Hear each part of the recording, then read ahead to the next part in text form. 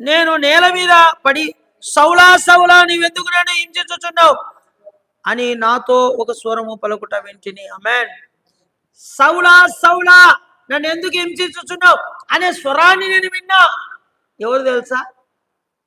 సౌలు. పౌలు వింటున్నాడు.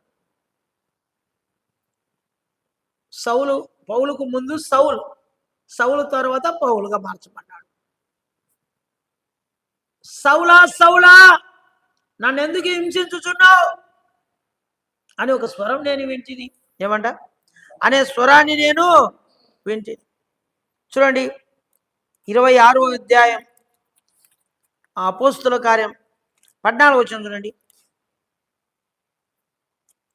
మేమందరము నేలపడినప్పుడు సౌలా సౌలా నన్ను ఎందుకు హింసించుచున్నావు అని మునికోలకు ఎదురు తన్నుట నీకు ఇష్టమని హెబ్రీ భాషలో ఒక స్వరం నాకు పలుకుట వింటిని.